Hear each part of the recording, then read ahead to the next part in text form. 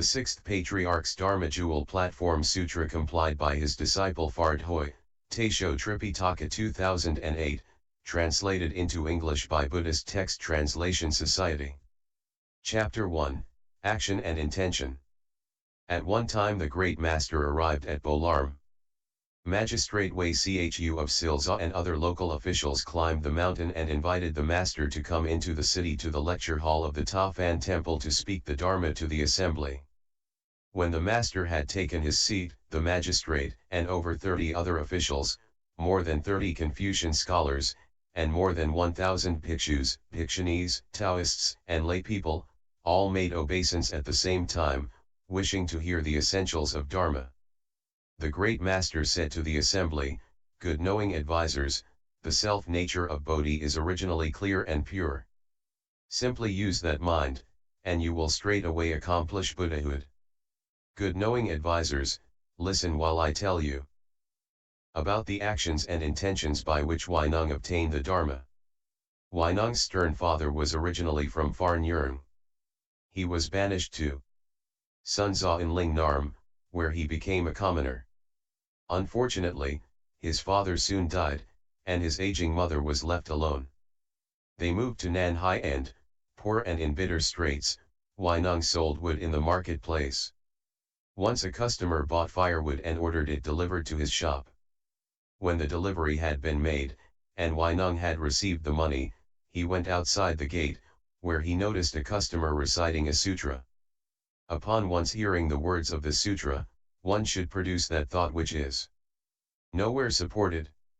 Huineng's mind immediately opened to enlightenment. Thereupon he asked the customer what sutra he was reciting. The customer replied, "The Diamond Sutra." Then again he asked, "Where do you come from, and why do you recite the sutra?" The customer said, "I come from Tung Chen Monastery in Tarmza, Warngmuoid Province. There the fifth patriarch, the great master Hung Gen dwells, teaching over 1,000 disciples. I went there to make obeisance and heard and received the sutra. The great master constantly exhorts the Sangha and laity only to uphold the Diamond Sutra. Then, they may see their own nature and straightway achieve Buddhahood." Huineng heard this and desired to go and seek the Dharma, but he recalled that his mother had no support. From past lives there were karmic conditions which led another man to give Huineng a pound of silver, so that he could provide clothing and food for his aging mother. The man instructed him further to go to Warngmuoid to call upon and bow to the fifth patriarch. After Huineng had made arrangements for his mother's welfare, he took his leave. In less than 30 days he arrived at Warngmuoid and made obeisance to the fifth patriarch, who asked him, "Where are you from and what do you seek?" Huineng replied, "Your disciple is a commoner from Sunza in Lingnarm and comes from afar to bow to the master, seeking only to be a Buddha, and nothing else." The patriarch said, "You are from Lingnarm and are therefore a barbarian, so how can you become a Buddha?" Huineng said, "Although there are people from the north and people from the south, there is ultimately no north or south in the Buddha nature. The body of the barbarian and that of the high master are not the same, but what distinction is there in the Buddha nature?" The fifth patriarch wished to continue the conversation, but seeing his disciples gathering on all sides, he ordered his visitor to follow the group off to work. Huineng said, "Huineng informs the high master that this disciple's mind constantly produces wisdom and is not separate from the self-nature. That, itself, is the field of blessing. It has not yet been decided what work the high master will instruct me to do." The fifth patriarch said, "Barbarian, your faculties are too sharp. Do not speak further, but go to the back courtyard." Huineng withdrew to the back courtyard where a cultivator ordered him to split firewood and thresh rice. More than 8 months had passed when the patriarch one day suddenly saw Huineng and said, "I think these views of yours can be of use but fear that evil people may harm you. For that reason I have not spoken with you. Did you understand the situation?" Huineng replied, "Your disciple knew the master's intention and has stayed out of the front hall, so that others might not notice him." One day the Patriarch summoned his disciples together and said, I have something to say to you, for people in the world. The matter of birth and death is a great one. All day long you seek fields of blessings only, you do not try to get out of the bitter sea of birth and death. If you are confused about your self-nature, how can blessings save you? Each of you go back and look into your own wisdom and use the prajna nature of your own original mind to compose a verse. Submit it to me so that I may look at it. If you understand the great meaning, the robe and Dharma will be passed on to you and you will become the sixth patriarch. Hurry off. Do not delay. Thinking and considering is of no use in this matter. When seeing your own nature, it is necessary to see it at the very moment of speaking. One who does that perceives as does one who wields a sword in the height of battle. The assembly received this order and withdrew, saying to one another, we of the assembly do not need to clear our minds and use our intellect to compose a verse to submit to the High Master. What use would there be in this? Sun Tzu is our senior instructor and teaching transmitter. Certainly he should be the one to obtain it. It would be not only improper for us to compose a verse, but a waste of effort as well. Hearing this, everyone put his mind to rest, and said, henceforth, we will rely on Master Sun Tzu. Why vex ourselves writing verses? Sun Tzu then thought, the others are not submitting verses because I am their teaching transmitter. I must compose a verse and submit it to the High Master.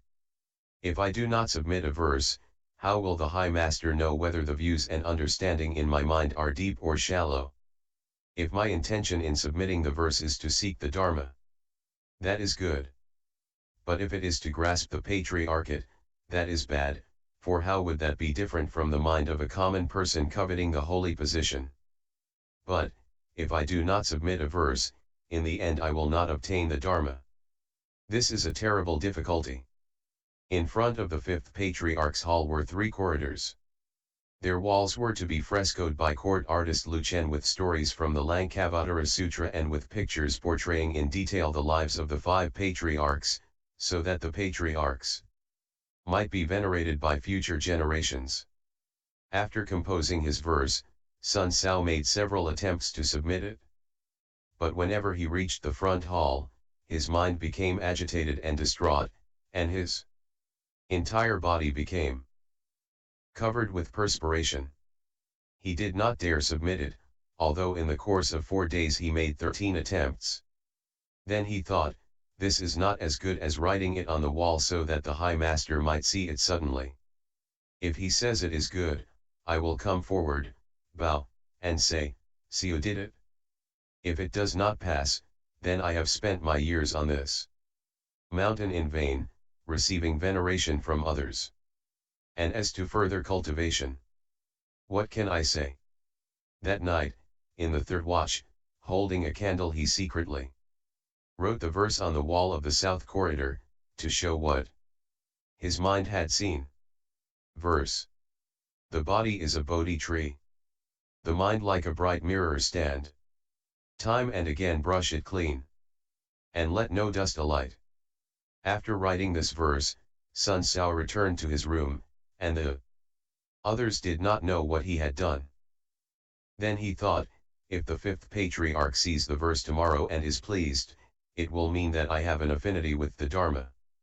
If he says that it does not pass, it will mean that I am confused by heavy karmic obstacles from past lives, and that I am not fit to obtain the Dharma. It is difficult to fathom the sage's intentions. In his room he thought it over and could not sit or sleep peacefully right through to the 5th watch. The patriarch already knew that Sun Tzu had not yet entered the gate and seen his own nature. At daybreak, the patriarch called court artist Lichen to fresco the wall of the south corridor. Suddenly he saw the verse and said to the court artist, there is no need to paint. I am sorry that you have been wearied by coming so far, but the Diamond Sutra says, whatever has marks is empty and false. Instead, leave this verse for people to recite and uphold. Those who cultivate in accordance with this verse will not fall into the evil destinies and will attain great merit. He then ordered the disciples to light incense and bow before it, and to recite it, thus enabling them to see their own nature. The disciples all recited it and exclaimed, "Excellent!" At the third watch, the Patriarch called Sun Sao into the hall and asked him, "Did you write this verse?" Sun Sao said, "Yes, in fact, Siu did it." He does not dare lay claim to the position of Patriarch, but hopes the High Master will be compassionate and see whether or not this disciple has a little bit of wisdom. The Patriarch said, "The verse which you wrote shows that you have not yet seen your original nature but are still outside the gate. With such views and understanding you may seek Supreme Bodhi, but in the end will not obtain it. Supreme Bodhi must be obtained at the very moment of speaking. In recognizing the original mind, at all times, in every thought, you yourself will see that the 10,000 dharmas are unblocked, in one truth is all truth and the 10,000 states are of themselves thus, as they are. The thusness of the mind, just that is true reality. If seen in this way, it is indeed the self-nature of Supreme Bodhi. Go and think it over for a day or two. Compose another verse and bring it to me to see. If you have been able to enter the gate, I will transmit the robe and Dharma to you." Sun Sao made obeisance and left. Several days passed, but he was unable to compose a verse. His mind was agitated and confused and his thoughts and mood were uneasy. He was as if in a dream, whether walking or sitting down, he could not be happy. 2 days later, a young boy chanting that verse passed by the threshing room. Hearing it for the first time, Huineng knew that the writer had not yet seen his original nature. Although he had not yet received a transmission of the teaching, he already understood its profound meaning. He asked the boy, "What verse are you reciting?"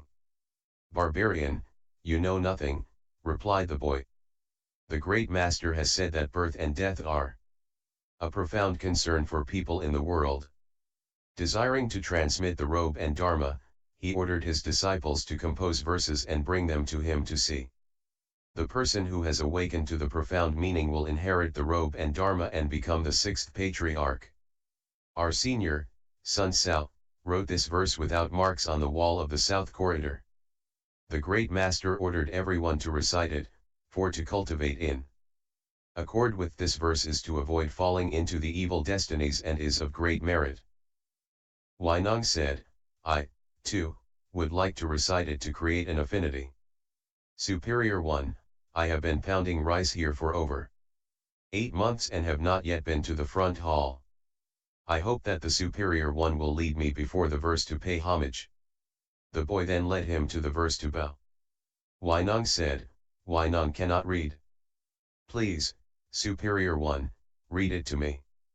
Then an official from Changzhou, named Chang Jiyang, read it loudly. After hearing it, Huineng said, "I, too, have a verse. Will the official please write it for me?" The official replied, "You, too, can write a verse? That is strange." Huineng said to the official, "If you wish to study the Supreme Bodhi, do not slight the beginner. The lowest people may have the highest wisdom, the highest people may have the least wisdom. If you slight others, you create limitless, unbounded offenses." The official said, "Recite your verse and I will write it out for you. If you obtain the Dharma you must take me across first. Do not forget these words." Huineng's verse reads, "Originally Bodhi has no tree. The bright mirror has no stand. Originally there is not a single thing. Where can dust alight?" When this verse had been written, the followers all were startled and without exception cried out to one another, "Strange indeed. One cannot judge a person by his appearance. How can it be that, after so little time, he has become a bodhisattva in the flesh?"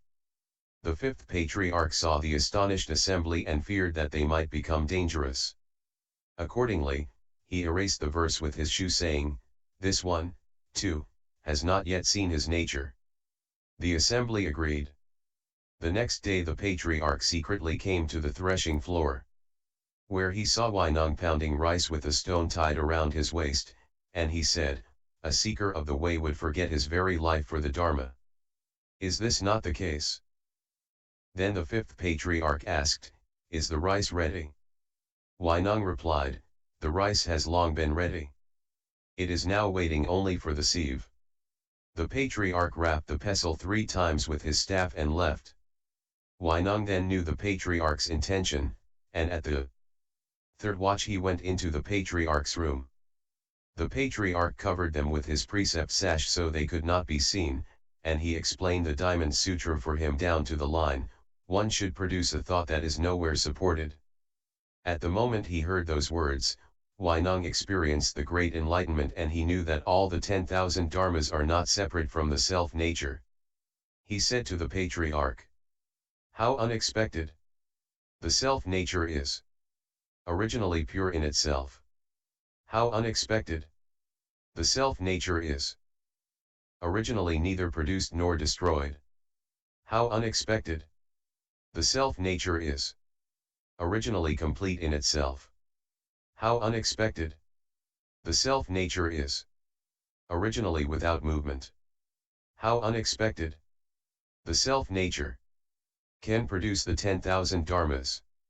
The fifth patriarch knew of Huineng's enlightenment to his original nature and said to him, studying the Dharma without recognizing the original mind is of no benefit. If one recognizes one's own original mind and sees one's original nature, then one is called a great hero, a teacher of gods and humans, a Buddha. He received the Dharma in the third watch and no one knew about it.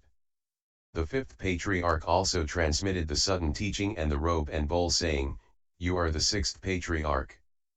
Protect yourself carefully. Take living beings across by every method and spread the teaching for the sake of those who will live in the future. Do not let it be cut off. Listen to my verse. With feeling comes the planting of the seed. Because of the ground, the fruit is born again. Without feeling there is no seed at all. Without that nature there is no birth either. The patriarch further said, in the past, when the first patriarch Great Master Bodhidharma first came to this land and people did not believe in him yet, he transmitted this robe as a symbol of faith to be handed down from generation to generation. The Dharma is transmitted from mind to mind, leading everyone to self-awakening and self-enlightenment. From ancient times, Buddha only transmits the original substance to Buddha, Master secretly transmits the original mind to Master. Since the robe is a source of contention, it should stop with you. Do not transmit it, for if you do, your life will hang by a thread. You must go quickly for I fear that people might harm you. Huineng asked, where shall I go? The patriarch replied, stop at Hui and hide at Hui. Huineng received the robe and bowl in the third watch. He said, Huineng is a southerner and does not know these mountain roads. How does one reach the mouth of the river? The fifth patriarch said, you need not worry. I will accompany you. The fifth patriarch escorted him to the Chuchang courier station and ordered him to board a boat. The fifth patriarch took up the oars and rowed. Huineng said, please, High Master, sit down. It is fitting that your disciple take the oars. The patriarch replied, it is fitting that I take you across. Huineng said, when someone is deluded, his master takes him across, but when he is enlightened, he takes himself across. Although the term taking across is the same in each case, the function is not the same. Huineng was born in the frontier regions and his pronunciation is incorrect, yet he has received the Dharma transmission from the Master. Now that enlightenment has been attained, it is only fitting that he take his own nature across. The patriarch replied, so it is, so it is.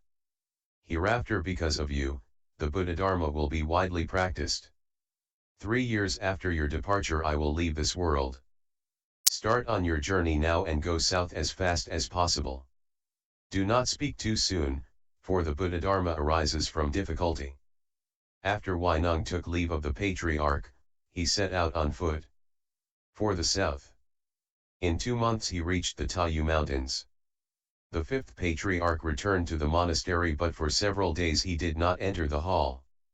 The assembly was concerned and went to ask, "Has the master some slight illness or problem?" "There is no illness," came the reply, "but the robe and Dharma have already gone south." "Who received the transmission?"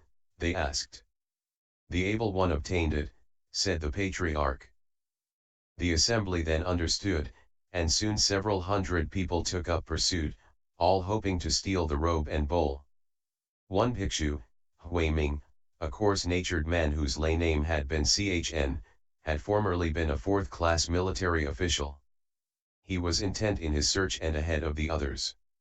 When he had almost caught up with Huineng, the latter tossed the robe and bowl onto a rock, saying, "This robe and bowl are tokens of faith. How can they be taken by force?" Huineng then hid in a thicket. When Huineng arrived, he tried to pick them up, but found he could not move them. He cried out, "Cultivator, cultivator, I have come for the Dharma, not for the robe." Huineng then came out and sat cross-legged on a rock. Huineng made obeisance and said, "I hope that the cultivator will teach the Dharma for my sake." Huineng said, "Since you have come for the Dharma, you may put aside all conditions. Do not give rise to a single thought and I will teach it to you clearly." After a time, Huineng said, "With no thoughts of good and with no thoughts of evil, at just this moment, what is superior?" One Huineng's original face. At these words, Huineng was greatly enlightened. Huineng asked further, "Apart from the secret speech and secret meanings just spoken, is there yet another secret meaning?" Huineng said, "What has been spoken to you is not secret. If you turn the illumination inward, the secret is with you." Huineng said, although Huineng was at Warnmuoid, he had not yet awakened to his original face. Now that he has been favored with this instruction, he is like one who drinks water and knows for himself whether it is cold or warm. The cultivator is now Huineng's master. "If you feel that way," said Huineng, "then you and I have the same master, Warnmuoid. Protect yourself well."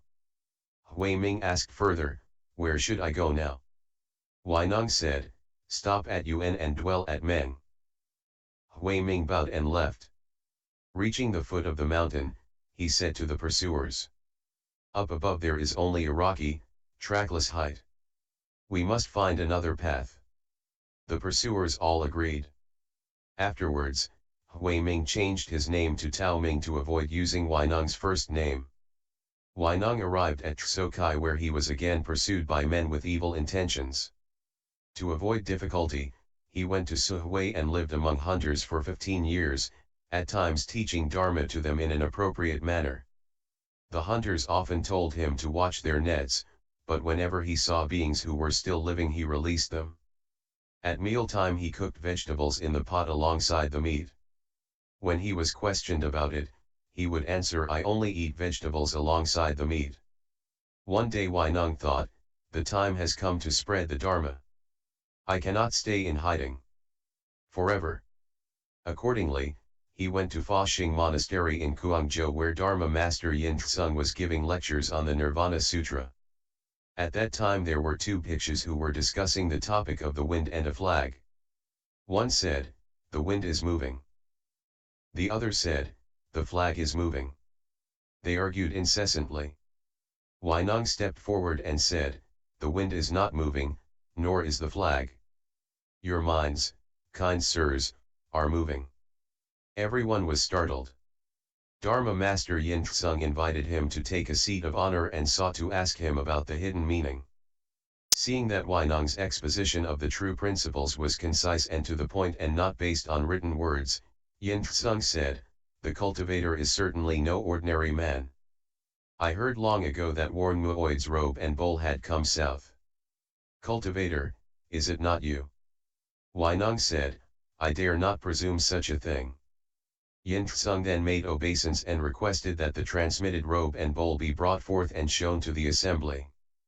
He further asked, "How was Warnmuoid's doctrine transmitted?" "There was no transmission," replied Huineng. "We merely discussed seeing the nature." There was no discussion of dhyana samadhi or liberation. Yin Tsung asked, why was there no discussion of dhyana samadhi or liberation? Huineng said, these are dualistic dharmas. They are not the Buddha Dharma. The Buddha Dharma is a dharma of non-dualism. Yin Tsung asked further, what is this Buddha Dharma which is the dharma of non-dualism? Huineng said, the Dharma master has been lecturing the Nirvana Sutra which says that to understand the Buddha nature is the Buddha Dharma which is the dharma of non-dualism. As Khao Kite Wang Bodhisattva said to the Buddha, does violating the 4 serious prohibitions, committing the 5 rebellious acts, or being an ekantaka and the like cut off the good roots and the Buddha nature? The Buddha replied, there are 2 kinds of good roots, the first, permanent, the second impermanent. The Buddha nature is neither permanent nor impermanent. Therefore it is not cut off. That is what is meant by non-dualistic. The first is good and the second is not good. The Buddha nature is neither good nor bad. That is what is meant by non-dualistic.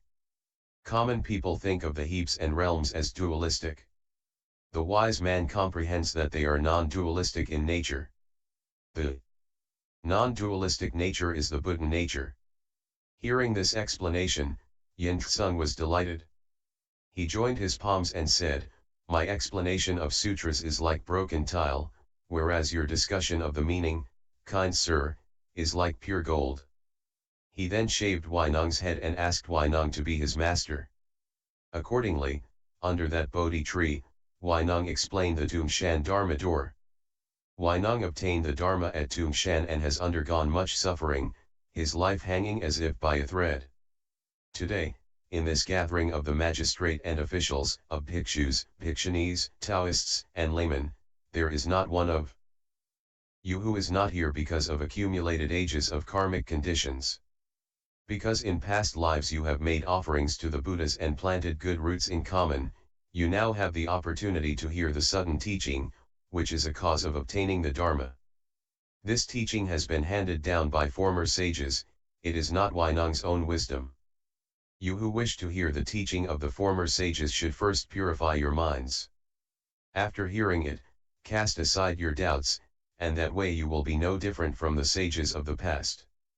Hearing this Dharma, the entire assembly was delighted, made obeisance, and withdrew.